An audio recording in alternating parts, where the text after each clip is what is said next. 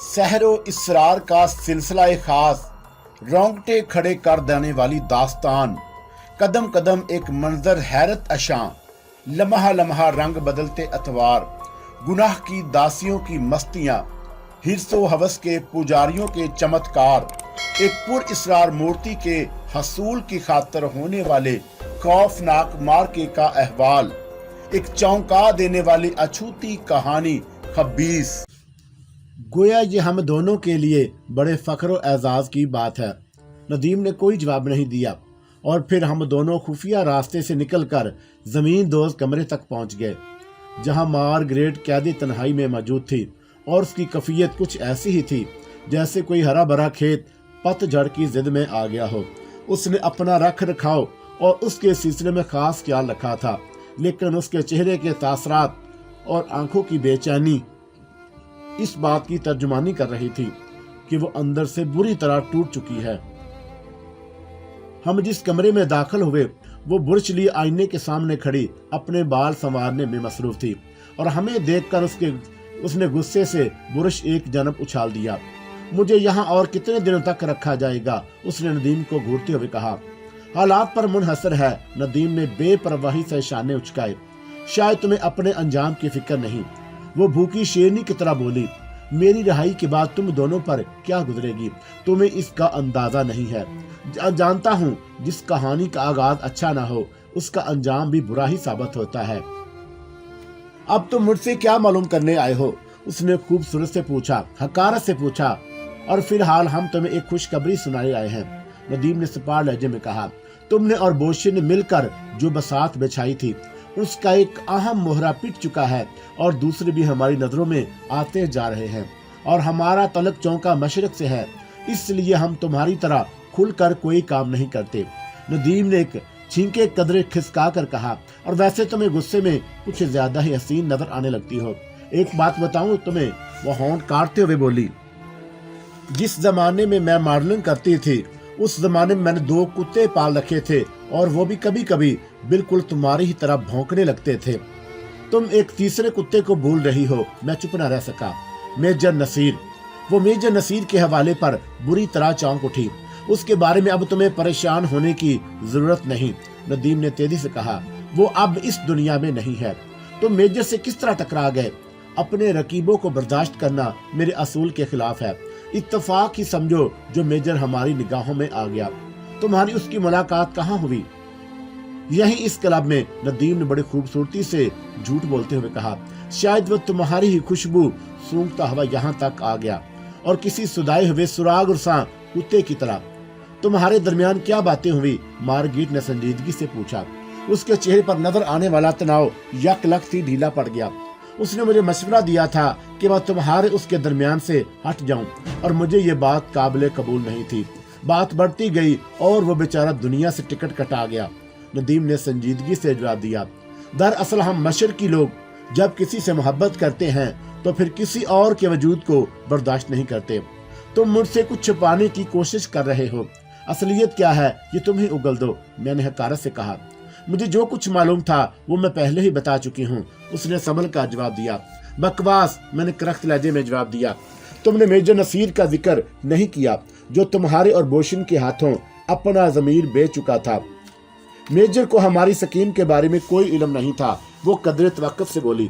मैंने उसे सिर्फ इस बात पर रजामंद किया था कि वो प्रोफेसर के पास आने जाने वालों पर नजर रखे और तुम दोनों के बारे में अलबत्ता उसे खास रियायत दी गई। और इस काम के इवज तुमने उसे क्या मुआवजा दिया? तुम्हें हमारी निजी जिंदगी से कोई सरोकार नहीं होना चाहिए। मैं गंदगी में पत्थर मारने का कायल भी नहीं हूँ, नदीम ने बिगड़े हुए तेवर से जवाब दिया। मेजर नसीर यहाँ मेरा शिकार करने आया था लेकिन खुद काम आ गया, लेकिन मरने से पहले उसने हमें खास अहम मालूमात फराहम कर दी। और फिर तुम मुझसे क्या मालूम करना चाहते हो? मेजर नसीर के अलावा और कौन कौन तुम्हारी नापाक साजिश में शरीक है? तुम शायद डांट देकर मेरी जुबान खुलवाना चाहते हो, लेकिन अब मैं तुम्हें कोई बात नहीं बताऊंगी, वो फैसला कुन लहजे में बोली। तुम चाहो तो मुझे गोली मार दो। हमारे मुल्क में गद्दारों को मौत की नहीं उम्र कैद की सजा दी जाती है। जहाँ तन्हाई की अजियत اس کے لیے ناقابل برداشت ہوتی ہے اور وہ خود ہی گھل گھل کر موت کو گلے لگانے پر مجبور ہو جاتا ہے۔ ذرا غور کرو، اگر تمہیں کسی تاریک کمرے میں رکھا جائے، کھانے کو کچھ نہ دیا جائے تو تمہاری کیفیت کیا ہوگی؟ تم میرے ساتھ ایسا نہیں کرو گے۔ اس کی نگاہوں میں خوف کے سائے لہرانے لگے۔ اور میرا خیال ہے کہ ابھی تک میرے کسی آدمی نے تمہارے ساتھ کوئی زیادتی نہیں کی ہوگی۔ کیا کہنا چاہتے ہو؟ وہ ایک دم پیچھے ہٹ گئی۔ ہو سکتا ہے کہ میں نے اپنے آدمیوں پر شرافت کے برتاؤ کی جو پابندی لگا رکھی ہے اسے ختم کر دوں۔ نہیں، وہ ہذیانی انداز میں چیخی، تم ایسا نہیں کرو گے۔ اس سے تو بہتر ہے کہ تم مجھے جان سے مار دو۔ کیا یہ مناسب نہ ہوگا کہ تم مجھے ان لوگوں کے نام اور پتے بتا دو جو تمہارے اور بوشن کی ناپاک سازش میں اعلی کار بنے ہوئے ہیں، اور تم یہ باتیں براہ راست بوشن سے کیوں نہیں معلوم کرتے جس نے مجھے اسی اذیت میں مبتلا کر رکھا ہے؟ ہم اس سے بھی تھوڑا بہت اگلوا چکے ہیں، تم سے صرف تصدیق چاہتے ہیں، ندیم نے سرد لہجے میں جواب دیا، اور پھر کسی سوچی سمجھی اسکیم کے تحت اس نے مارگریٹ کو گھورتے ہوئے سوال کیا، کیا یہ درست ہے کہ پروفیسر کا اہم فارمولا چوری کرنے کے بعد تم اسے موت کے گھاٹ اتار دیتی؟ ہاں، اس نے توقع سے جواب دیا۔ فارمولا چوری کرنے کے بعد پروفیسر کی زندگی ہمارے لیے خطرناک ثابت ہو سکتی ہے، اور تم نے اسے مارنے کا کیا پلان بنایا تھا؟ میں نے تیزی سے سوال کیا۔ سلو پوائزنگ، اس کا مشورہ تمہیں کس نے دیا؟ اس نے دوسرا سوال کیا۔ بوشن نے۔ اور اب اس کے ڈاکٹر کا نام بھی بتا دو جو پروفیسر کی موت کے سلسلے میں تمہاری مدد کرتا، ندیم نے پوچھا۔ ابھی ہم نے اس کے لیے کسی ڈاکٹر کا انتخاب نہیں کیا تھا۔ روکی کا نام سنا ہے کبھی؟ میں نے کچھ سوچ کر اندھیرے میں تیر چلایا، اور روکی کا نام سن کر ایک بار پھر مارگریٹ چونکی، لیکن اس نے کوئی جواب نہیں دیا۔ اور اگر میرا اندازہ غلط نہیں تو شاید تم نے روکی سے بھی جسمانی زبانی میں تعلقات بڑھانے کی کوشش کی ہوگی۔ یہ بھی میرا نجی معاملہ ہے، وہ دانت پیستے ہوئے بولی۔ جانتی ہو پروفیسر نے تمہارے بارے میں ہم سے کیا کہا تھا؟ میں نے لوہا گرم دیکھ کر ایک کاری ضرب لگائی۔ تم جس کو سویلڈ پوائزنگ کر کے مار ڈالنا چاہتے تھے، اس نے درخواست کی ہے کہ تمہیں ایذا نہ پہنچائی جائے بلکہ تمہارا پورا خیال رکھا جائے۔ کیا تم پروفیسر سے بھی مل چکے ہو؟ اس کی رنگت زرد پڑ گئی۔ ہاں، قومی مفاد کی خاطر اسے تمہارے اور بوشن کی سازش سے آگاہ کرنا ضروری تھا، میں نے سرد لہجے میں جواب دیا۔ تم نے اسے سب کچھ بتا دیا، اس کے علاوہ کوئی دوسرا راستہ نہیں تھا۔ اور میرا ایک کام کرو گے؟ وہ ہاتھ ملتے ہوئے بولی، مجھے تھوڑا سا زہر فراہم کر دو، میرے لیے اب زندہ رہنا بیکار ہوگا۔ سوری، ندیم نے کہا، ہم پروفیسر سے وعدہ خلافی نہیں کر سکتے، تمہارا فیصلہ وہی کرے گا۔ فار گاڈس، مجھے زہر لا دو اور پھر شوٹ کر دو، اس نے بے حد تھکے ہوئے انداز میں ہاتھ جوڑ کر درخواست کی۔ بوشن نے تمہارے اور میجر نصیر کے علاوہ اور کتنے افراد کو اعتماد میں لیا ہے مجھے نہیں معلوم، وہ رندی ہوئی آواز میں بولی۔ پروفیسر سے بات کرنا پسند کرو گی؟ ندیم نے معنی خیز میں پوچھا۔ نہیں، اب میں اسے منہ دکھانے کے قابل نہیں رہی، اس نے بڑے یقین سے کہا۔ مجھے معلوم ہے کہ پروفیسر اپنی زندگی سے زیادہ مجھے پیار کرتا ہے، لیکن فارمولے کی چوری کے سلسلے میں وہ مجھے کبھی معاف نہیں کرے گا۔ ہو سکتا ہے کہ مجھے مارنے کے بعد وہ بچوں کی طرح پھوٹ پھوٹ کر رونا شروع کر دے، مگر وہ قوم کے مفاد کے مقابلے میں مجھے ترجیح نہیں دے گا۔ اور ہم بھی یہی چاہتے ہیں کہ تمہاری مکروہ زندگی کا خاتمہ پروفیسر ہی کے ہاتھوں ہو۔ پلیز اپنی ضد سے باز آ جاؤ، میں تمہارے ہاتھ سے مرنا زیادہ پسند کروں گی، اس نے روتے ہوئے کہا، اور میں پروفیسر کو فیس نہیں کر سکوں گی۔ فارمولے کو چوری کرنے کے لیے بوشن نے کیا پلان بنایا تھا؟ میں نے خریدنے کی کوشش کی۔ میں تمہیں پہلے ہی بتا چکی ہوں کہ اس کے سوا مجھے کچھ نہیں معلوم۔ تم جھوٹ بول رہی ہو، میں نے اونچی آواز میں کہا۔ جو لوگ اس قسم کی منظم سازش کرتے ہیں وہ کئی متبادل راستوں کو بھی ضرور ملحوظ رکھتے ہیں، اور بوشن، اس نے بھی ابھی اپنی کامیابی کے لیے تمہارے علاوہ کوئی اور طریقہ بھی ضرور سوچ رکھا ہوگا، ہو سکتا ہے، لیکن مجھے نہیں معلوم۔ عام طور پر اس قسم کے بڑے پیمانے پر جرم کرنے والے بڑے ڈھیٹ ہوتے ہیں، ندیم نے سپاٹ لہجے میں کہا۔ اس بات پر کیسے یقین کر لیا جائے کہ تم جو کچھ کہہ رہی ہو وہ ٹھیک ہے، اور میں اب تمہیں یقین دلانے کی کوشش بھی نہیں کروں گی، اس نے نفرت سے کہا۔ کیا یہ تمہارا آخری فیصلہ ہے؟ یس، لاسٹ اینڈ فائنل۔ اور جواب میں ندیم نے دروازے پر کھڑے ہوئے آدمی کو کوئی مخصوص اشارہ کیا، اور تو وہ اسبات میں گردن کو جنبش دیتا ہوا چلا گیا۔ اس کی جگہ دوسرے مسئلہ نقاب پوش نے سنبھال لی۔ مارگریٹ کے چہرے پر اب نفرت اور جلاہٹ کے ملے جلے تاثرات ابھر رہے تھے۔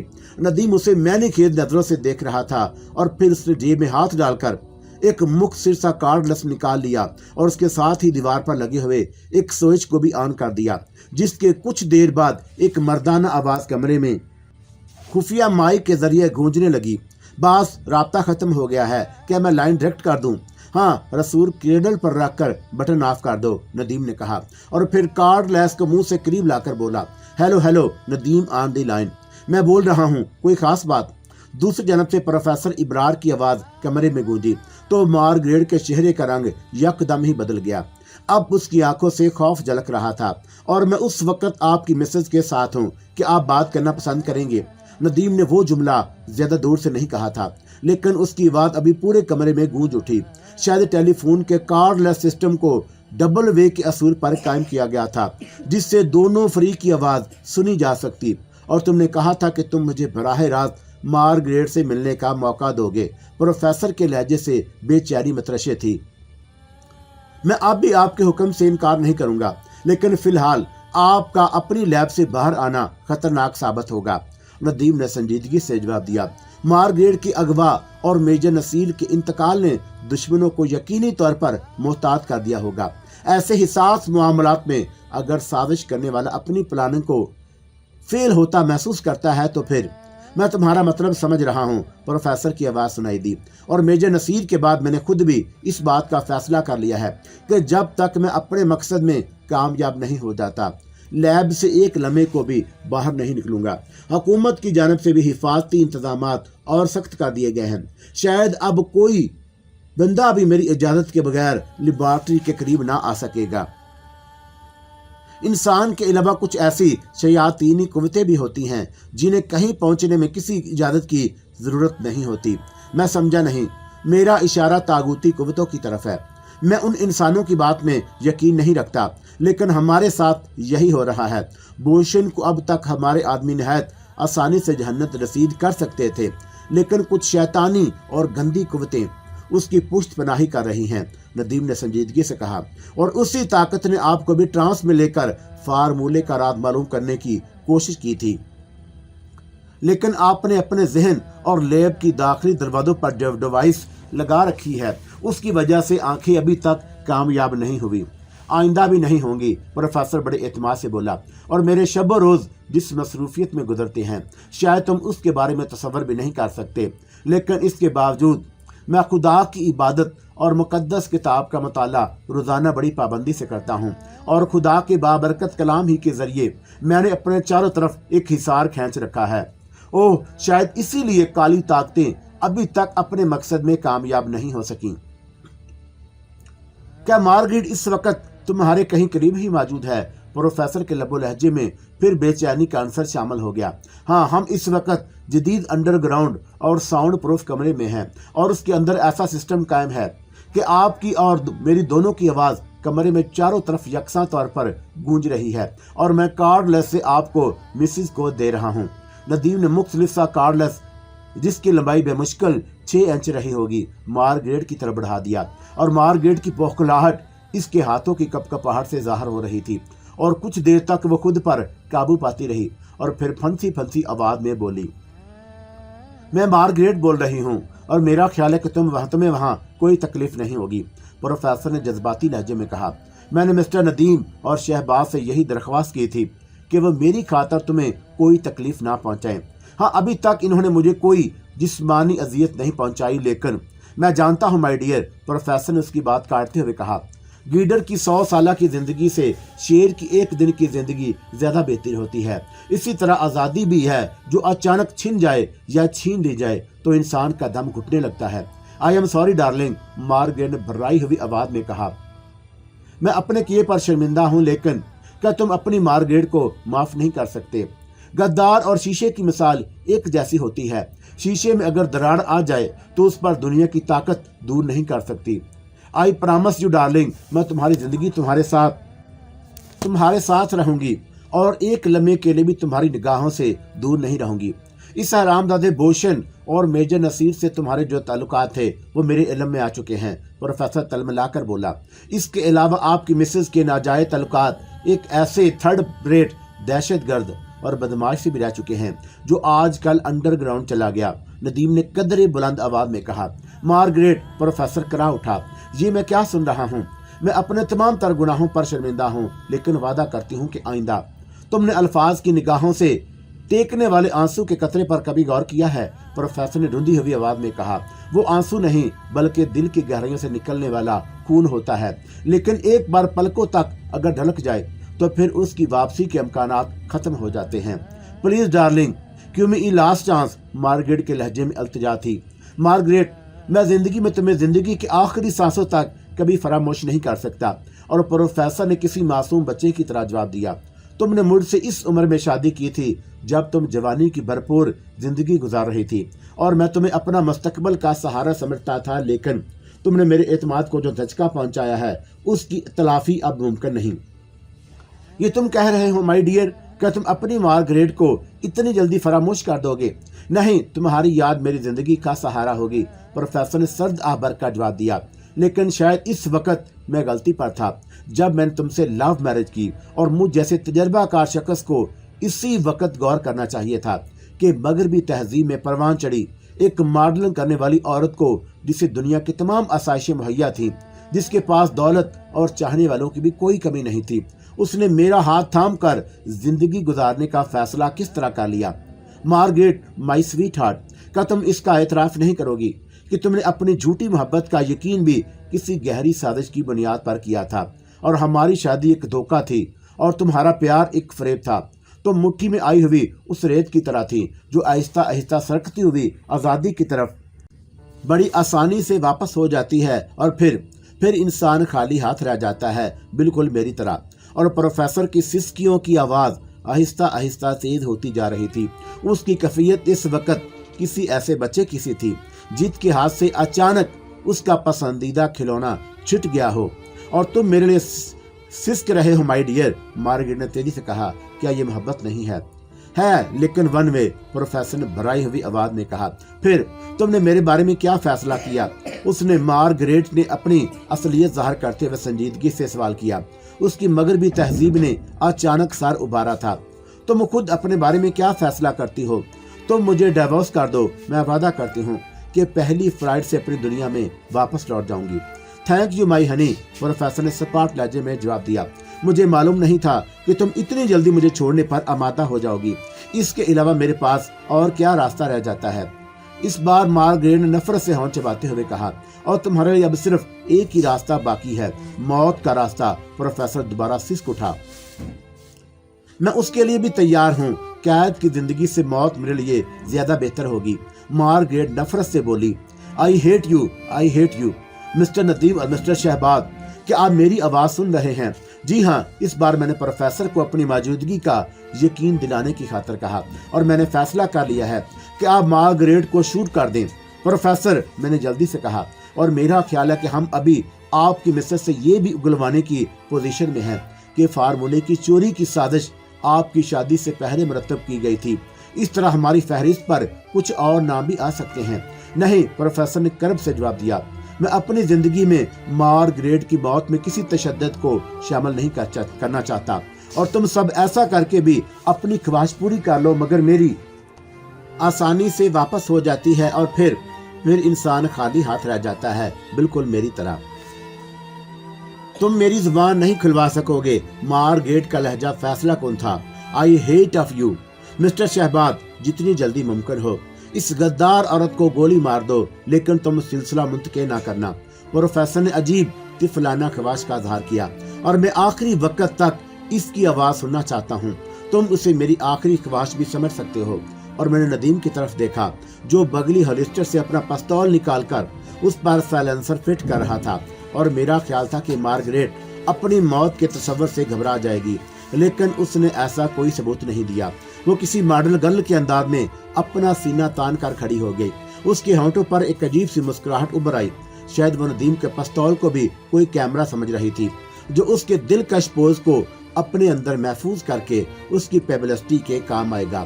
پروفیسر، ندیم نے اپنا پستول بلند کر کے مارگریٹ کا نشانہ لیتے ہوئے سرد لہجے میں کہا، میں آپ کی آخری خواہش کو پورا کرنے کے لیے پوری طرح آمادہ ہو چکا ہوں، پلیز प्रोफेसर ने शिद्दत जज्बा से कहा, कोशिश करना कि मार्गरेट के लिए एक ही गोली काफी हो और मैं इसकी मौत को भी आसान देखना चाहता हूँ। और मार्गरेट के होंठों की मखसूस मुस्कुराहट कुछ और गहरी हो गई। उसने सर के खफीफ झटके से अपनी दराज जुल्फों को पुश्त की जानब उछाला और फिर ऐसे अंदाज में खड़ी हो गई जिसने उसके जिस्मानी गुदाज और उड़ियानी को मजीद बेनकाब कर दिया। और नदीम ने आखिरी बात बहुत हकारत और नफरत भरी नजरों से घूरा और फिर लबलबी दबा दी। टच, एक मध्यम आवाज फिजा में गूंजी और पिस्तौल से निकली हुई गोली मार्गरेट के दिल के मकाम पर लगी और फर्श पर गिरते गिरते भी उसने रुक रुक कर आखिरी बार 3 अल्फाज में मुश्किल अदा किए, आई हेट यू। और फिर वो करह कर फर्श पर ढेर हो गई। उसकी आवाज के साथ ही प्रोफेसर की सिसकियां भी तेज से तेज होती गईं। उसने मार्गरेट को अपनी निगाहों से मरते नहीं देखा। उसके बावजूद किसी बच्चे की तरह फूट फूट कर रोने लगा। प्रोफेसर, नदीम ने पिस्तौल वापस होलिस्टर में रखते हुए कहा, खुद को संभालिए, अभी मुल्क व कौम को आपकी ग्रां कदर खिदमात की बहुत जरूरत है। और जवाब में प्रोफेसर की हिचकियां ले लेकर रोने की आवाज बेतदरीज तेज हो गई और फिर दूसरी जानब से सिलसिला मुंतके कर दिया गया। नदीम ने मार्गरेट के जिस्म पर अलविदाई नजर डाली और फिर हम दोनों ऊपर आ गए जहां राजू मौजूद था। उसके चेहरे के तासरात बता रहे थे कि उसके पास हमारे लिए कोई बहुत ही अहम इतला है। हमें आपस में दाखिल होता देखकर राजू ने एहतरामन कुर्सी छोड़ दी, लेकिन उसके चेहरे के तासरात बदस्तूर इस बात की तर्जुमानी कर रहे थे कि वो किसी खास मुहिम से नाकाम होकर वापस लौटा है। खैरियत, नदीम ने बैठते हुए राजू से दरियाफ्त किया। और मेरे पास आपके लिए एक अहम खबर है। क्या? मिस मेल्बा को गोली मारकर हलाक कर दिया गया। और राजू ने अपना सिलसिला कलाम जारी रखते हुए कहा, छुट्टी हो जाने के बाद वो हस्बे मामूल सुपर स्टोर से निकली और मेरे आदमी की इत्तला के मुताबिक वो बिल्कुल फ्रेश नजर आ रही थी और चेहरे पर ऐसी कोई अलामत नहीं थी जिससे शुबा किया जा सकता कि वो किसी से खौफ है। फुटपाथ पर खड़ी वो ट्रैफिक सिग्नल बंद होने का इंतजार कर रही थी, लेकिन सिग्नल खुलने के बाद उसने जैसे ही सड़क अबूर करने की खातर पहला कदम उठाया तो उसके जिस्म से अचानक खून के फवारे उबल पड़े और वो कोई बयान देने के काबिल नहीं थी। लेकिन उसकी हैरत से खुली हुई आंखें बता रही थीं कि जो हादसा उससे पेश आया वो उसकी तवक्का के खिलाफ था। फायरिंग किसी कार से की गई, मैंने संजीदगी से दराफत किया। जी नहीं, राजू ने जवाब दिया, और मेरी इत्तला के मुताबिक फायरिंग सुपर स्टोर के सामने ज़ैरे जमीन प्लाजा से की गई और हमारे साथी ने फौरी तौर पर प्लाजा में दाखिल होने की असलियत जानने की कोशिश की थी, लेकिन शायद कातिल अपना काम करने के बाद अकबी रास्ते से निकल गया। अलबत्ता पहली मंजिल से एक चौकीदार की लाश मिली है और उसे भी गोली मारकर हलाक किया गया। रुकी के बारे में कोई इतला? नदीम ने कुछ तवक्कुफ से पूछा। जी नहीं, लेकिन मेरे साथी सरगर्म अमल हैं। और फिर राजू के जाने के बाद नदीम ने कहा, तुम्हारा क्या ख्याल है मिस मेल्बा के मर्डर के सिलसिले में? शायद रुकी या बोशन के आदमियों को इसका इल्म हो गया था कि मेल्बा की निगरानी की जा रही है, चुनाचा उन्होंने पहली फुर्सत में उसे ठिकाने लगा दिया। बज़ाहिर यही सोचा जा सकता है, लेकिन ये भी मुमकिन है कि किसी दिल जले आशिक ने अपनी कोशिशों में नाकाम होने के बाद उसे गोली मार दी हो। तुम्हारा इशारा उस नामालूम शख्स की जानब तो नहीं जिसने फोन पर मुझे मारूख से दूर रहने की ताकीद की और कत्ल करने की धमकी भी दी थी? मैंने संजीदगी से पूछा। नहीं, नदीम ने बेपरवाही से मुस्कुराते हुए जवाब दिया। इश्क थोक के हिसाब से नहीं किया जाता। हो सकता है कि वो जिनसी कजरवी का शिकार हो। और मैंने एक मकानी बात कही, इससे पहले भी कई वारदातें ऐसी पुलिस को फाइल पर मौजूद हैं जिसमें से किसी एक ही शख्स ने मुतअद्दिद लड़कियों को अपनी हवस का निशाना बनाया और फिर उनकी जुबान बंद करने की खौफ से मौत के घाट उतार दिया। जुनूनी कातिल अपने खिलाफ कोई सबूत न मिलने की खातर बर वक्त अमल करते हैं, लेकिन मेल्बा के केस में ऐसा नहीं हुआ। नदीम ने जवाब दिया। वो राजू के बयान के मुताबिक सुबह हस्बे मामूल हशाश बशाश हालत में ड्यूटी पर आई। अगर वो किसी ज्यादती का शिकार हो चुकी होती तो सबसे पहले पुलिस से राब्ता कायम करती। ऐसी सूरत में सिर्फ दो ही बातें सोची जा सकती हैं, मैंने सोचते हुए कहा। या तो खुद रुकी को मेल्बा की जात से कोई खिलाफ खौफ लाहक हो गया जिसकी वजह से उसने एक अहम सबूत रास्ते से हटा दिया, और दूसरी सूरत में ये काम बोशन का कोई उजरती कातिल ही कर सकता है, इसलिए कि रुकी उसके लिए काम कर रहा था और बोशन को हम अभी टटोलते हैं, नदीम ने एक आंख झपकाते हुए कहा और फिर माइक ऑन करके फोन पर किसी का नंबर डायल करने लगा और राब्ता कायम होने में देर नहीं लगी, मगर दूसरी तरफ से 2 घंटे के बाद ही कॉल रिसीव की गई। हेलो, कमरे में एक सुरीली आवाज सुनाई दी। मुझे मिस्टर बोशन जोसेफ से बात करनी है, नदीम ने विलियम पोकर के लहजे में कहा। लाइन डायरेक्ट कर दो। क्या मिस्टर बोशन आपसे वाकिफ हैं? तुम शायद अभी नई मालूम होती हो। जी हाँ, लड़की ने जवाब दिया। मुझे ड्यूटी ज्वाइन किए अभी सिर्फ 1 हफ्ता हुआ है। आई सी, बहरहाल तुम बोशन से बात कराओ, नदीम ने तहकमाना लहजे में जवाब दिया। क्या मैं आपका नाम दरियाफ्त कर सकती हूँ? William poker. और आप किस सिलसिले में बाप से गुफ्तगू करना चाहते हैं? लड़की ने पूछा और फिर जल्दी से वजाहत करते हुए बोली। दरअसल बास ने मुझे बड़ी सख्ती से इस बात की हदायत दे रखी है कि बगैर नाम और काम की नोयत मालूम किए कोई कॉल थ्रू ना की जाए। मैं जानता हूं कि आजकल बोशन शदीद ज़हनी दबाव का शिकार है और मुझे तुम्हारी कारकर्दगी भी पसंद आई। फराइज की अंजाम दही में तुम्हें किसी से भी कोई रियायत नहीं बरतनी चाहिए, नदीम ने संजीदगी से कहा। बोशन को ज़हनी आराम की ज़रूरत है और मैंने उसे मशवरा भी दिया था कि वो कुछ दिनों के लिए सिर्फ घेर तक महदूद होकर आराम करे, लेकिन वो जिद्दी तबीयत का मालिक है और उसने मेरा मशवरा भी कबूल नहीं किया। मैं बात से आपके बारे में क्या कहूँ? लड़की ने अपने सवाल को दूसरे जावरे से दोहराया। काम की नोयत तुम्हें नहीं बताई जा सकती, तुम बोशन को सिर्फ मेरा नाम बता दो। मुझे यकीन है कि वह बात करने से इनकार नहीं करेगा। और दूसरी जन्म से कोई जवाब नहीं दिया गया, लेकिन 1 मिनट बाद ही बोशन की गर्जदार आवाज कमरे में गूंजी। हरामजादे, तुम फिर जिंदा हो गए। कुछ मसरूफियात थी जिसकी वजह से तुमसे राब्ता नहीं रख सका, लेकिन मुझे यकीन था कि मेरा नाम तुम्हारे जहन में जरूर महफूज होगा। अब क्या बकवास करना चाहते हो? मिस मेल्बा, नदीम बड़ी खूबसूरती से बोशन को कुरीदने की कोशिश की। तुम्हें इल्तला मिल चुकी होगी और मुझे डाक देने की कोशिश मत करो, बोशन ने गाली बकते हुए कहा। और तुमने विलियम पोकर का जो असिस्टेंट खड़ा किया है, मैं उसकी हकीकत जान चुका हूँ।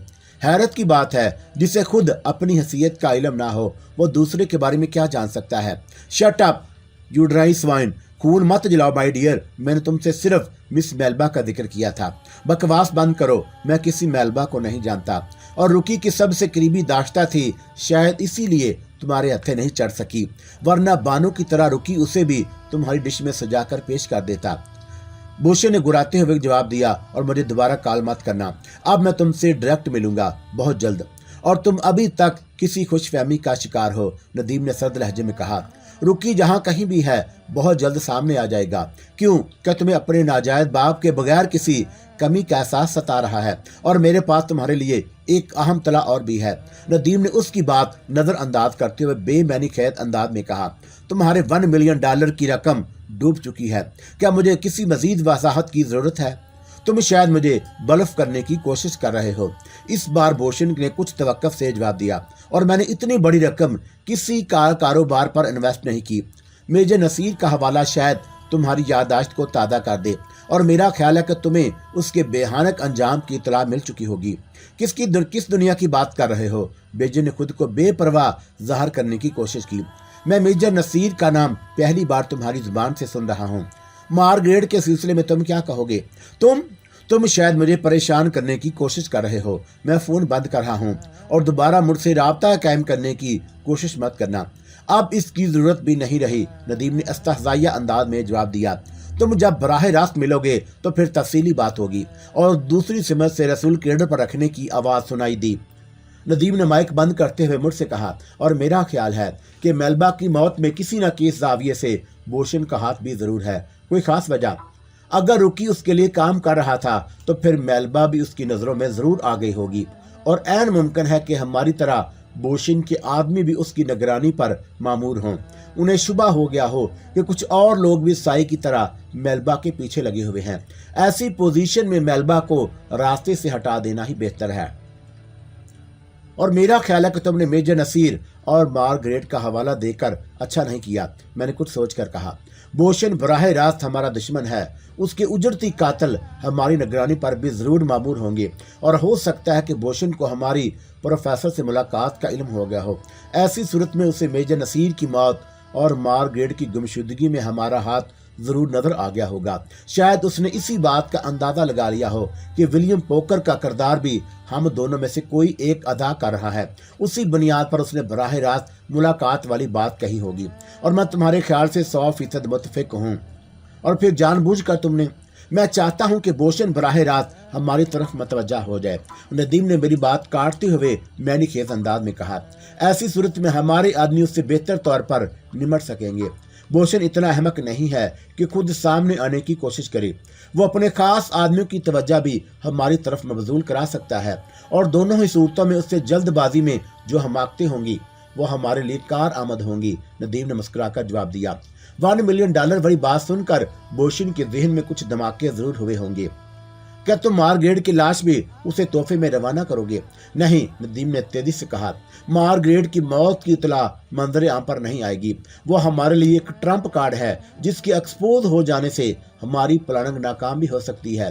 بہرحال معاملات اب زیادہ پیچیدہ صورت اختیار کرتے جا رہے ہیں۔ ندیم کا جملہ مکمل ہوتے ہی انٹرکام کے برزر کی آواز تھوڑے تھوڑے وقفے سے ابھرنے لگی، اور ندیم کے چہرے پر یک لخت سنجیدگی طاری ہو گئی۔ اس نے انٹرکام رسول اٹھا کر دوسری جانب سے ملنے والا پیغام سنا، اور پھر بڑی بے پرواہی سے بولا، نہیں، تم لوگ کسی قسم کے پچھینے کا ثبوت نہیں دو گے، اور انہیں ہمارے آفس تک آنے بھی کسی قسم کی کوئی رکاوٹ نہیں ہونی چاہیے۔ نہیں، جب تک میں کوئی حکم نہ دوں تم لوگ کسی مزاحمت کی حماقت مت کرنا، ورنہ کھیل کا رخ پلٹ بھی سکتا ہے۔ کون تھا؟ بات مکمل ہونے کے جانے کے بعد میں نے ندیم سے پوچھا، کوئی خاص اطلاع؟ ہاں، ندیم نے بے پرواہی سے جواب دیا، ملٹری اور پولیس کی بھاری نفری نے کسینو کو چاروں طرف سے گھیر لیا ہے، اور ملٹری کے کرنل کے ساتھ تمہارے سراج صاحب بھی شامل ہیں۔ وہ گویا انہیں پروفیسر سے ہماری ملاقات کی اطلاع مل گئی ہے۔ سو وہاٹ، ندیم نے جواب دیا، خود پروفیسر نے بھی یہی خیال ظاہر کیا تھا کہ شاید چیک پوسٹ پر ہونے والی ہلاکت خیز حادثے کے بعد تفتیش کا دائرہ پھیل کر ہم تک پہنچ جائے گا، اور مجھے اس کی توقع تھی، لیکن مارگریٹ کی لاش میں نے تشویش ظاہر کی۔ فکر مت کرو، میرے آدمی نے نہ صرف مارگریٹ کی لاش کو ٹھکانے لگا دیا ہوگا، بلکہ اس کمرے کی آرائش بھی اس حد تک تبدیل کر دی ہوگی کہ شاید تم بھی اسے دیکھ کر ششدر رہ جاؤ۔ ندیم نے اطمینان سے جواب دیا، اور پھر سنجیدگی سے بولا، اس بات پر قائم رہنا کہ ہم نے پروفیسر ابرار سے کوئی ملاقات نہیں کی، اور ہم نے جو گاڑی استعمال کی تھی اس کا نمبر۔ کام ڈاؤن، ندیم نے جلدی سے کہا، مجھے معلوم ہے کہ موجودہ سچویشن کو کس انداز میں ڈیل کرنا ہے، اور اپنے چہرے سے یہی ظاہر کرنا کہ تمہیں کسی بات کا کوئی علم نہیں۔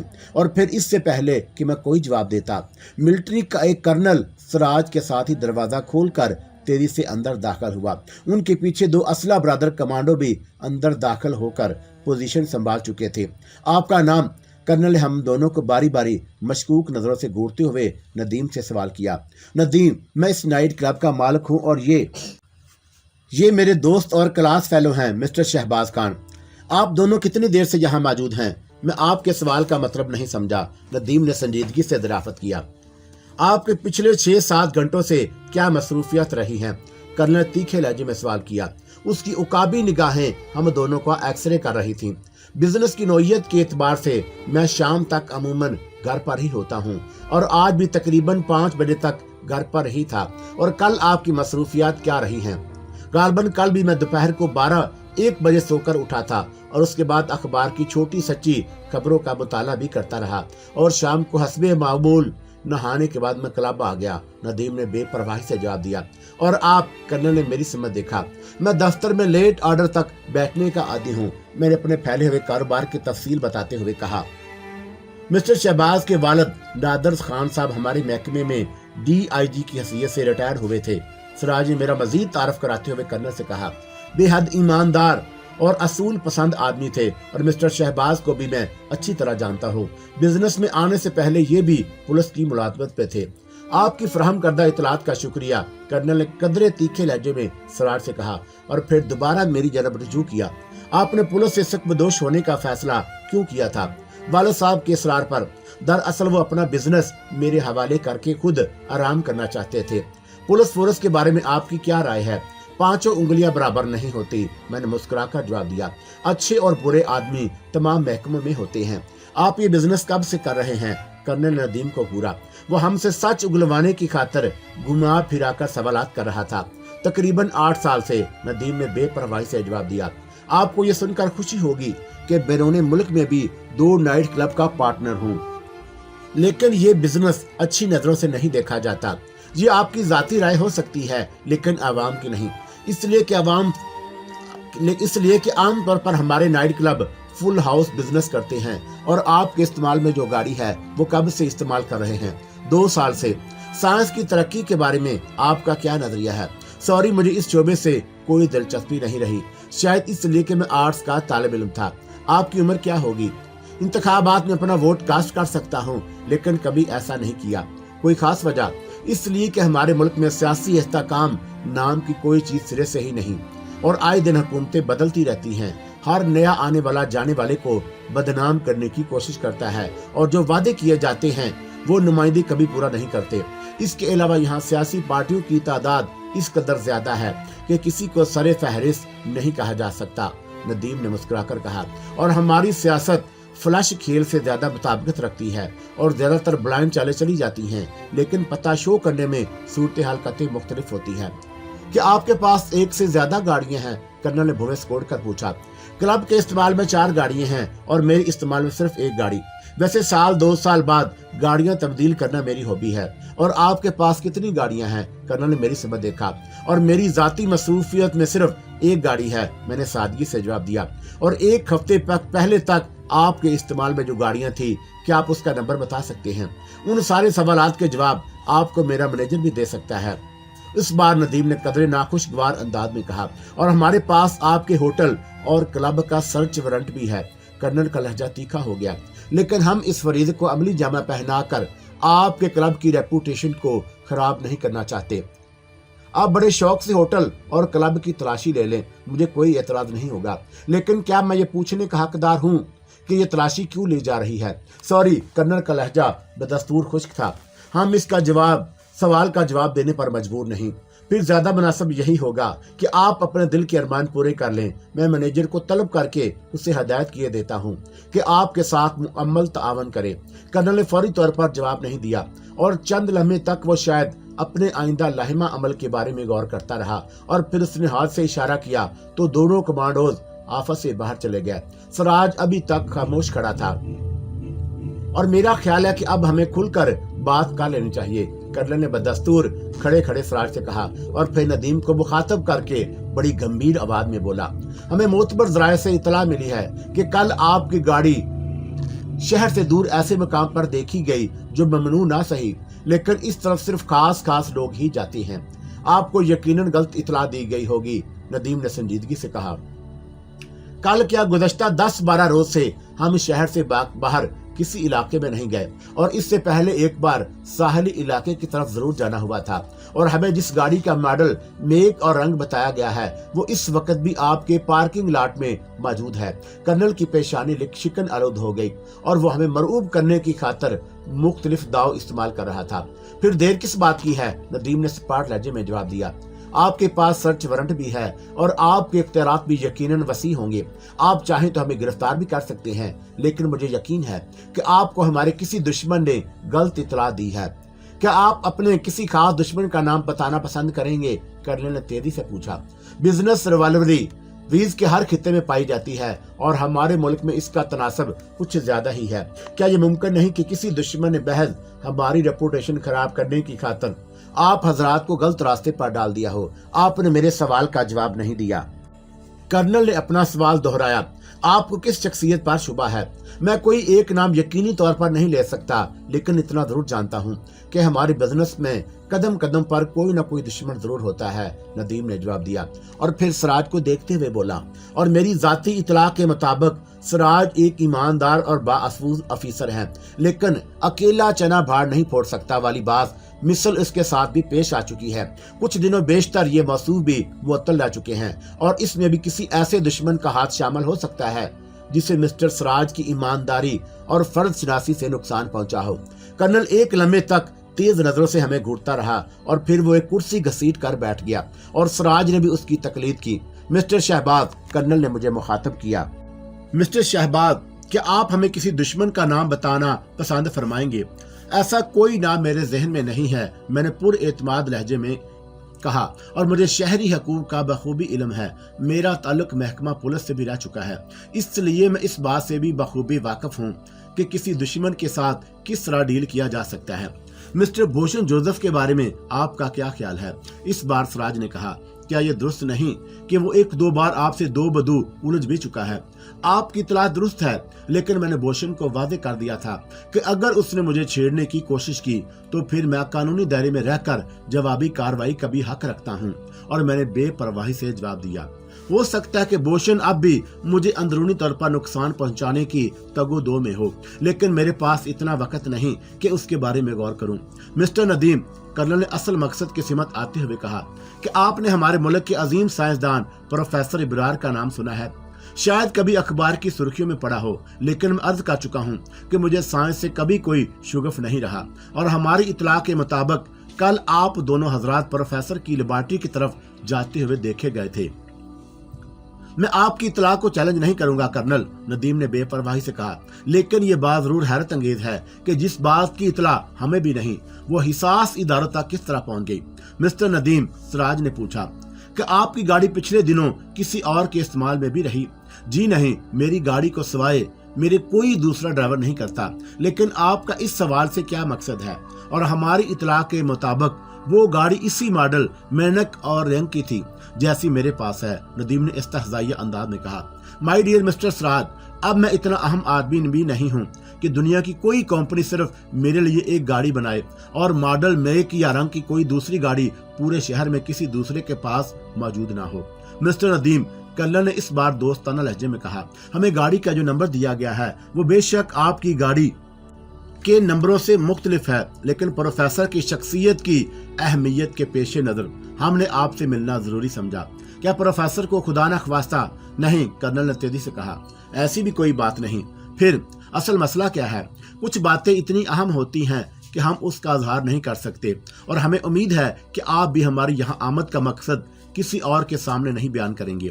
मैं वादा करता हूँ, लेकिन आप जिस अंदाज में यहाँ तशरीफ लाए उसकी इतला तो बहरहाल हमारे ग्राहकों को मिल चुकी होगी। आप इसे रूटीन चेकिंग का बहाना भी कह सकते हैं। सिराज ने अजहार ख्याल किया, और उसी वक्त दोनों कमांडो दोबारा अंदर दाखिल हुए। सर, एक कमांडो ने कर्नल से कहा, और हमारे आदमियों ने पूरी इमारत के तमाम हिस्सों को देख लिया है, लेकिन कोई सबूत नहीं मिला।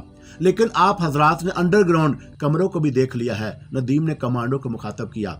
जी हाँ, आपके मैनेजर ने हमारे साथ खासा ताउन किया है, और अंडरग्राउंड कमरों की निशानदाही भी उसी ने की थी। Sorry for the drill mister Nadeem, colonel ने उठते हुए कहा, आपको हमारी वजह से जहमत उठाना पड़ी। अब चौंका आप हजरात मुतमिन हो चुके हैं, इसलिए क्या मैं आपसे एक कप चाय, काफी या किसी सॉफ्ट ड्रिंक पीने की दरख्वास्त कर सकता हूँ?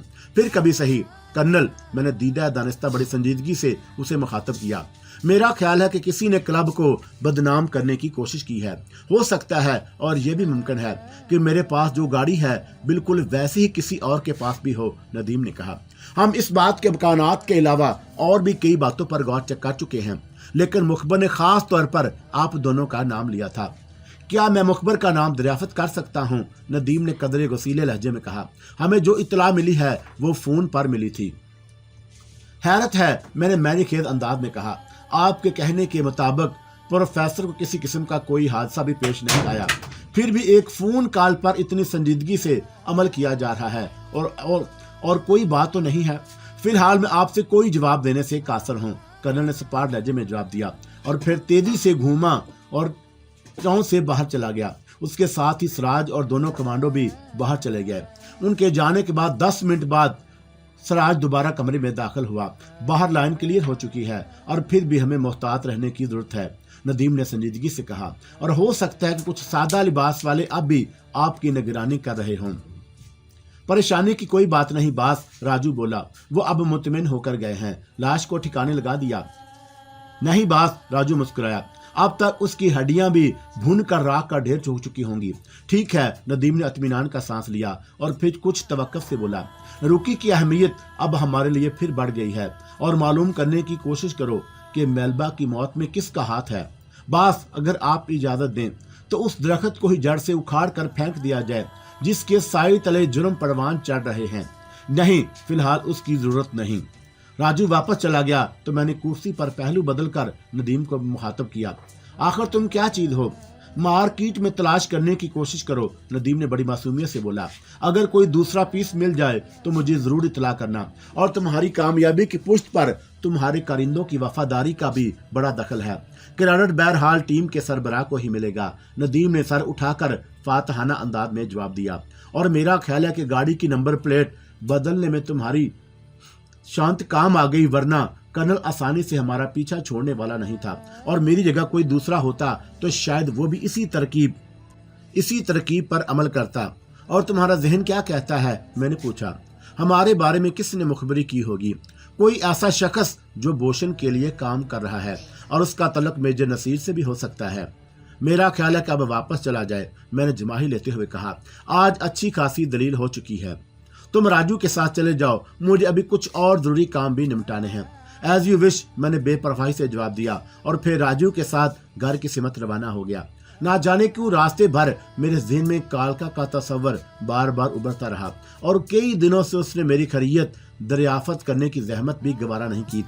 और मैंने कुछ सोचकर उसको दिल ही दिल में कई बार आवाज़ दी, लेकिन कालका की तरफ से कोई जवाब नहीं मिला। और मैंने सोचा, अगर कालका ही बोशन की पुष्ट पनाही कर रही है तो वो यकीनन अपनी नाकामियों पर बुरी तरह तलमला रही होगी, और पे दर पे शिकस्त ने उसे अपना खून पीने पर मजबूर कर दिया होगा।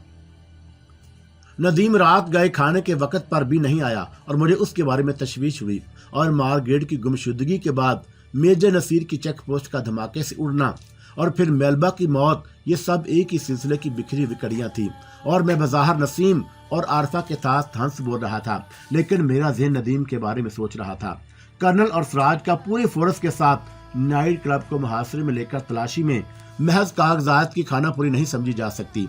उसकी पुश्त पर भी बोशन ही के किसी आदमी का हाथ हो सकता है, और पे दर पे नाकामी के बाद मुमकिन है उसने हमारे सिलसिले में अपने शिकारी कुत्तों को शूट एज साइड का हुक्म दे दिया हो। और मैं खाना खत्म करके उठ रहा था कि मुलाजिम ने सिराज के फोन की इतला दी, और मैं तेजी से उठकर ड्राइंग रूम में आ गया। मैं शहबाज बोल रहा हूँ। मैं आपसे बराह रास्त मिलना चाह रहा था, लेकिन मैंने जानबूझकर आना पसंद नहीं किया। कोई खास वजह? कर्नल को हमारे और आपके तलकात की इतला भी मिल चुकी है, सिराज ने संजीदगी से जवाब दिया। प्रोफेसर इब्रार ने जिस अंदाज में अपने चेक पोस्ट की तबाही और मेजर नसीर की मौत की इतला दी है, हुकूमत उसका खास नोटिस ले रही है। मेजर नसीर की मौत और चेक पोस्ट की तबाही, मैंने अनजान बनकर कहा। मैं समझा नहीं। फिर किसी वक्त इत्मीनान से बैठकर गुफ्तगू करूंगा, सिराज ने कहा। फिलहाल मेरा मशवरा है कि आप और मिस्टर नदीम को बहुत ज्यादा मुहतात रहना होगा। वो किस सिलसिले में? कर्नल गाड़ी की नंबर प्लेट की वजह से मुतमिन हो गया है, लेकिन मेरा ख्याल है वो अभी तक आप दोनों को मुश्तबा समझ रहा है। शक की कोई वजह भी जरूर होगी, मैंने बदस्तूर संजीदगी से दरियाफत किया। ये हकीकत है कि मुखबर हम दोनों के सामने नहीं आया, लेकिन ये भी दुरुस्त है कि किसी नामालूम आदमी ने मुझे और कर्नल दोनों को फोन करके ये इतला भी दी कि जो गाड़ी प्रोफेसर इब्रार की लैब की तरफ जाते देखी गई थी, उसमें आप और मिस्टर नदीम मौजूद थे। बोशन, मैंने हकारत से का अजहार किया। शायद वो अब ओछे हथकंडों पर उतर आया है, और मेरे ज़हन भी उसी तरफ जाता है, लेकिन किसी सबूत के बगैर हम उस पर हाथ नहीं डाल सकते, सिराज ने जवाब दिया। और मेरे पास एक इतला और भी है। मेलबा नामी क्रिश्चियन लड़की जो एक मकामी सुपर स्टोर में काम करती थी, उसे भी सरेआम गोली मारकर हलाक कर दिया गया। क्या उसकी मौत को भी शामिल तफ्तीश किया गया है? मेरा ख्याल है कि शायद वो भी बोशन ही के लिए काम कर रही थी। क्या आपको यकीन है? नहीं, सिर्फ शुबा है, सिराज ने वजाहत की। और मेरी रिपोर्ट के मुताबिक रुकी नामी बदमाश के जिन औरतों से तल्लुकात थे, उनमें मेलबा सरे फहरिस्त थी, और रुकी बोशन ही का उजरती कातिल था। ऐसी सूरत में यही नतीजा अखज़ किया जा सकता है कि किसी खास मसलहत की बिना पर मिस मेलबा को भी रास्ते से हटा दिया गया। मकतूला की तफ्तीश भी क्या आप ही कर रहे हैं? जी नहीं, जहां वारदात हुई थी वो इलाका मेरी हदूद से बाहर है, लेकिन 2 तफ्तीशी इंस्पेक्टर है वो मेरा मातहत रह चुका है, और उसी ने मुझे उस लड़की की मौत की इतला दी। गोया बोशन ज़हनी तौर पर कलाश होने के बाद अपना ज़हनी तवाज़ुन भी खो बैठा है। मिस्टर शहबाज, मैं ज़ाती तौर पर अपने ओहदे से हटकर एक सवाल करना चाहता हूँ, सिराज ने दोस्ताना लहजे में पूछा। क्या आप और मिस्टर नदीम ने प्रोफेसर इब्रार से मुलाकात की थी? किसी दुश्मन की इतला पर यकीन करना आपके महकमे के असूल के खिलाफ है। میں نے الفاظ چباتے ہوئے کہا، اور پروفیسر ابرار کے بارے میں ہماری واقفیت صرف اخبار میں شائع ہونے والی اطلاع تک محدود ہے۔ ویسے میں ایک بات سے آپ کو قبل از وقت مطلع کرنا ضروری سمجھتا ہوں۔ کسی شخص نے فون پر مجھے دھمکی دی ہے کہ اگر دوبارہ میں نے معروف کی طرف دھیان بھی دیا تو وہ مجھے زندہ نہیں چھوڑے گا، اور اگر میرا مشورہ مانے تو آپ پہلی فرصت میں اس کی اطلاع ملحقہ تھانے کو دے دیں۔ ویسے آپ خود بھی واقف ہوں گے کہ FIR کی کیا اہمیت ہوتی ہے۔ ہوا کرتی تھی، میں نے استہزائیہ انداز میں جواب دیا۔ اب صرف سفارش پر کام چلتا ہے۔ آپ بوشن کو کیوں فراموش کر رہے ہیں؟ اسی کی بدولت آپ کو چھٹی لینی پڑی تھی۔ اگر معروف کی سفارش درمیان میں نہ ہوتی تو شاید بوشن کے اوپر والوں سے تعلقات آپ کی برطرفی کی صورت میں بھی سامنے آ سکتے تھے۔ آپ ٹھیک کہہ رہے ہیں، لیکن FIR پھر بھی کسی نہ کسی زاویے سے کام آ جاتی ہے۔ بوشن کے بارے میں آپ کی کیا رائے ہے؟ میں مایوس نہیں ہوا ہوں، سراج نے تیزی سے جواب دیا۔ مجرم خواہ کتنا ہی اہم اور طاقتور ہو، ایک نہ ایک دن قانون کی گرفت میں ضرور پھنستا ہے، اور پھر اسے قرار واقعی سزا دی جاتی ہے، میں نے تلخ آواز میں کہا۔ آہنی ہاتھوں سے مجروح کی بے کنی کرنا اور سخت سے سخت کارروائی کرنے والے بیانات اب خاصے پرانے ہو چکے ہیں۔ لوگ ایک ہی ٹیپ کو بار بار سن کر تنگ آ چکے ہیں۔ اب صرف مائٹ اور رائٹ کا دور ہے۔ FIR اب صرف مقتول کے خلاف کرتی ہے۔ کہ آپ میری باتوں سے انکار کریں گے کہ پولیس کے لیے اب کسی شخص کا قتل نہایت فائدہ مند ثابت ہوتا ہے، اور مرنے والی کی شخصیت کے نام پر ایسے بہت سارے سنگین جرائم نمٹا دیے جاتے ہیں جن کی فائلیں سرد خانے میں پڑی ہوتی ہیں۔ شاید مرنے والے کے فرشتوں کو بھی ان واردات کے بارے میں کوئی علم نہ ہوتا ہو۔ کہیں کہیں ایسا بھی ہوتا ہے، لیکن کچھ افیسر ابھی بھی ایسے ہیں جو اپنے فرائض کو انجام دینے میں بددیانتی سے کام نہیں لیتے، صرف آٹے میں نمک کے برابر۔ بہرحال ہوتا وہی ہے جو اوپر والے چاہتے ہیں، میں نے کہا، اور پھر گفتگو کا رخ بدل کر پوچھا، کرنل سے واپسی میں ہمارے بارے میں کیا باتیں ہوئی؟ وہ آپ کے والد کا نام سن چکا ہے، اور کم از کم آپ کے ذات پر شبہ نہیں ہے۔ گویا وہ صرف ندیم پر شک کر رہا ہے، جبکہ مخبر نے ہم دونوں کے ایک ساتھ ہونے کی اطلاع دی۔ کرنل نے مکمل کر کرسی پر شک کا اظہار نہیں کیا، اور بہت گہرا آدمی ہے۔ ہوا کرے ہماری ذہن پر اس کا کوئی اثر نہیں پڑتا۔ ویسے بائی دا وے، کیا آپ سپر اسٹور والی کرسچن لڑکی کے قتل کے سلسلے میں مجھے کچھ معلومات فراہم کر سکتے ہیں؟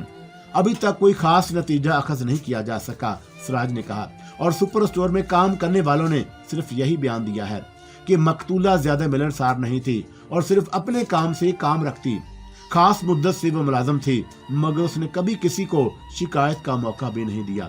اس کے ملنے جلنے والوں کے بارے میں کیا معلوم ہوا؟ سپر اسٹور میں ڈیوٹی کے دوران کبھی اسے کوئی ملنے کی غرض سے نہیں آیا، اور نہ ہی کوئی فون کال آئی۔ اس کے کردار کے بارے میں لوگوں نے کیا بیان دیا؟ میں نے پوچھا، اور پھر وضاحت کرتے ہوئے بولا، آپ نے بھی کہا تھا کہ روکی کی لسٹ پر جو لڑکیاں تھیں اس میں مرنے والی سر فہرست تھی۔ میرے اپنے ذرائع نے یہی پتہ چلایا ہے۔ میرے لیے اور کیا حکم ہے؟ حکم نہیں، میں صرف درخواست کر سکتا ہوں کہ آپ دونوں محتاط رہیں، اور میں آپ کے اس مشورے کا شکر گزار ہوں، لیکن میں جانتا ہوں کہ بوشن جیسے دشمن سے کس طرح ٹکر لی جا سکتی ہے۔ میں فی الحال آپ کو اس کا مشورہ نہیں دوں گا۔ پانی سر سے اونچا ہونے لگے تو انسان کے لیے اپنے بچاؤ کی خاطر ہاتھ پیر چلانا ضروری ہو جاتا ہے، اور میں پھر کسی وقت آپ سے دو ملاقات کرنے کی کوشش کروں گا۔ کوئی خدمت ہو تو موقع ضرور دیجیے گا، میں نے کہا، اور پھر فون بند کر دیا۔ پلٹ کر دیکھا تو ندیم میرے عقب میں کھڑا تھا۔ سراج کا فون تھا۔ ہاں، میں نے ندیم کو تفصیل بتاتے ہوئے کہا، سراج کا خیال ہے کرنل۔ بھول جاؤ کرنل کو، ندیم نے بڑے پورے اعتماد انداز میں جواب دیا۔ میں نے اس سلسلے میں خاصا معقول بندوبست کر دیا ہے، اب وہ کلب کا رخ نہیں کرے گا۔ کوئی تگڑی سفارش؟ میں مسکرا دیا۔ ہمارے بزنس میں اس کے بغیر کوئی آدمی ایک قدم بھی آگے نہیں بڑھ سکتا۔ نسیم ڈارلنگ روم میں داخل ہوئی تو ہم نے گفتگو کا رخ بدل دیا، اور پھر ندیم اس کے ساتھ ڈائننگ روم کی طرف چلا گیا، اور میں اپنے کمرے میں آ گیا جہاں عارفہ میری منتظر تھی۔ دوسری صبح میں دفتر پہنچا تو ریسپشن پر ایک بے حد خوبصورت اور حسین لڑکی میری منتظر تھی۔ کچھ دیر بعد میں نے گارڈ کے ذریعے اسے اپنے دفتر میں بلا لیا۔ اس کو بلانے سے پہلے میں نے وارسی سے اس کے بارے میں دریافت کیا، اور جواب میں وارسی نے یہی کہا کہ وہ مجھ سے کسی بہت اہم معاملے میں ملاقات کرنے کی خواہشمند ہے۔ وارسی کو اس نے اپنا نام حسنہ بتایا تھا۔ دفتر میں داخل ہونے کے بعد اس نے مجھے بڑی گہری نظروں سے دیکھا، اور پھر اجازت طلب کیے بغیر سامنے کرسی پر بیٹھ گئی۔ वो हसीन कहलाने की मुस्तहिक थी। शायद इसीलिए उसका नाम हुस्ना रखा गया और उसके जिस्म के नशीबो फराद और चेहरे के नकूश जिनसे मुखालिफ के लिए अपने अंदर बेपनाह कशिश रखते थे। लेकिन एक बात जो मैंने खास तौर पर महसूस की वो उसकी आंखों की देवीरानी थी। फरमाइए, मैंने उसे मुखातब करते हुए संजीदगी से दरियाफ्त किया। मुझे मेरे ऑफिस मैनेजर ने बताया है कि आप किसी बहुत अहम काम के सिलसिले में मुझसे मिलना चाहती हैं। अगर आपके मैनेजर को मुलाकात की वजह बता देती तो शायद मुझे रिसेप्शन में बैठने की इजाजत भी ना देता। कोई खास बात? क्या मैं आप पर एतमाद कर सकती हूँ? किस सिलसिले में? मैंने उसे गौर से देखा। मैं आपको कुछ अहम मालूमात फराहम करना चाहती हूँ, लेकिन अगर उसका इल्म किसी और को हो गया तो मुझे भी जिंदा नहीं छोड़ेंगे। मालूमात की नोयत, मिस मेल्बा। आई सी, मैंने मेल्बा का नाम सुनकर चौंका। कि आपको इल्म है कि उस कत्ल के पीछे किन लोगों का हाथ है? जी हाँ, लेकिन जुबान खोलने से बेशतर मैं आपसे एक दरख्वास्त करूंगी, वो सपाट लहजे में बोली। आपको मुझे मुलाजमत देनी होगी जिसकी एवज में आपसे कोई तनख्वाह नहीं लूंगी। इस दरख्वास्त के पीछे क्या मसलत है? समझने की कोशिश करें। जो लोग मेल्बा को ठिकाने लगाने के बाद भी आज़ादी से दंदनाते फिर रहे हैं, हो सकता है वो मेरे ताक़ब में भी हों और मुलाजमत मिल जाने की सूरत में उन्हें इस बात का शुबा नहीं होगा कि मैं आपसे किसी खास सिलसिले में मिली हूँ। और मैं कोई जवाब देना चाहता था कि लेडी मक्कलानस की आवाज़ मेरे कानों में गूंजी। मेरे अजीज, तुम हुस्ना पर एतबार कर सकते हो, ये तुम्हारे लिए बहुत कार आमद साबित होगी, लेकिन मैं तुम्हें फिलहाल इससे ज्यादा नहीं बता सकती। कि आप मुझे बिला मुआवजा भी मुलाजमत देने पर तैयार नहीं हैं? हुस्ना ने मेरी खामोशी को महसूस करते हुए पूछा। मुझे आपकी शर्त मंजूर है, लेकिन आप मेल्बा को कैसे जानती हैं? मरने से एक रोज कबल उसने मुझसे फोन पर गुफ्तगू की थी। उसने मेरा सवाल नजरअंदाज करते हुए कहा। उसे किस तरह इस बात का शुबा हो गया था कि कुछ लोग उसकी जान के दुश्मन हो गए हैं और दूसरे ही रोज उसे कत्ल कर दिया गया। कि आपकी कोई सहेली है? मैंने दोबारा उसे खरीदने की कोशिश की। मरने से पहले उसने फोन पर सिर्फ एक ही नाम बताया था, रुकी। उसने फिर मेरे सवाल का कोई अहमियत नहीं दी। कि आपको इस बात का यकीन कैसे हो गया कि मुझे मिस मेल्बा या उसके कातलों से कोई दिलचस्पी होगी? आपका नाम भी मुझे मेल्बा ने ही बताया था, वो संजीदगी से बोली। उसने मुझसे दरख्वास्त की थी कि अगर उसको मार दिया जाए तो मैं पहली फुर्सत में आपको रुकी के उस खुफिया ठिकाने से आगाह कर दूं जहां वो खुद को महफूज समझ रहा है। कि आप भी कभी रुकी से मिल चुकी हैं? जी नहीं, मगर मुझे इस बात का इल्म जरूर है कि रुकी और मरने वाले के दरमियान किस किस्म के ताल्लुकात थे। इस बार उसने नजरें झुकाकर बोला। रुकी अगर मुजरम या कातिल है तो उसकी गिरफ्तारी पुलिस या दीगर कानून नाफज करने वाले इदारों पर आयद होती है। मैंने बज़ाहिर बेपरवाही से जवाब दिया। मैं सिर्फ एक बिजनेसमैन हूँ और बिजनेसमैन को दहशतगर्दी या मुजरिमों की सरकूबी से कोई ताल्लुक नहीं। फिर वो उठते हुए बोली, शायद मैं गलत जगह पर आ गई हूँ। 1 मिनट। मैंने उसे दोबारा बैठने की तरफ इशारा करते हुए कहा। कि आपको पूरा यकीन है कि मकतूला ने रुकी के ठिकाने का जो पता बताया है वो दुरुस्त साबित होगा? अगर आपको एतमाद नहीं है तो मैं ज्यादा इसरार भी नहीं करूंगी, वो सपाट लहजे में बोली। क्या आप ये बता सकती हैं कि मेल्बा के कत्ल में बराह रास्त किसका हाथ शामिल है? जी नहीं, मुझे मेल्बा ने सिर्फ रुकी के ठिकाने के बारे में बताया था, वो बदस्तूर उखड़े हुए अंदाज में बोली। ये नहीं बताया था कि उसे कौन कत्ल करेगा। बड़ी खुली सी बात है शहबाज साहब, अगर मरने वाले को कातिल का नाम और अपने मरने का वक्त मालूम होता तो मुझे दरमियान में लाने की बजाय बराह रास्त पुलिस से भी राब्ता कायम कर सकती थी और जानबूझकर तो कोई भी अपनी मौत को दावत नहीं देता। आपका क़याम कहाँ है? इसी शहर में। मैंने उसे बगौर देखते हुए कहा। शायद आप मुझे अपने बारे में तफसील बताने से गुरेज कर रही हैं। मैं आपके ख्याल की तरवीद नहीं करूंगी, उसने बेरुखी से जवाब दिया। ठीक है, आप चाहें तो अभी और इसी वक्त से ड्यूटी ज्वाइन कर सकती हैं, मैंने लेडी मक्कलानस के मशवरे को मद्देनजर रखते हुए कहा। और मेरी पर्सनल सेक्रेटरी की सीट अभी खाली है, बशर्ते कि आपको इस पर भी कोई एतराज ना हो तो। नहीं, मैं कहीं भी काम कर सकती हूँ, किसी खास सीट से मुझे कोई दिलचस्पी नहीं। आप मेरा अपॉइंटमेंट लेटर तैयार करा दें। और मैंने इंटरकॉम पर वारसी को हुस्ना की तकर्री के कागजात तैयार करने को कहा। लेकिन एक खदशा इस वक्त भी मेरे जहन में कुलबुला रहा था। कालका जो पुर इसरार कुव्वतों की मालका थी, वो किसी रूप और किसी आवाज में भी मेरे सामने आ सकती थी, और ये बात खुद उसने कही थी, और 1-2 बार मुझे उसका जाती तजर्बा भी हो चुका था। लिहाजा मेरे दिल में यह ख्याल भी गर्दिश कर रहा था कि कहीं कालका ने ही लेडी मक्कलानस के लहजे में हुस्ना की सिफारिश तो नहीं की। और अगर मेरा अंदेशा दुरुस्त था तो हुस्ना मेरे करीब रहकर मेरे लिए ज्यादा खतरनाक साबित हो सकती थी। क्या आप एक कप चाय या कॉफी मेरे साथ पीना पसंद करेंगे? मैंने इंटरकॉम पर गुफ्तगू के बाद उसे दोस्ताना लहजे में पूछा। सॉरी, उसने तेजी से जवाब दिया। मैं घर से बाहर कोई चीज खाने और पीने के असूल के खिलाफ हूँ। मेलबा की मौत का शायद आपने बहुत गहरा असर लिया है। मैंने उसे दूसरे अंदाज में टटोलने की कोशिश की। वो जिंदा होती तब भी मैं अपने असूलों को कभी न तोड़ती।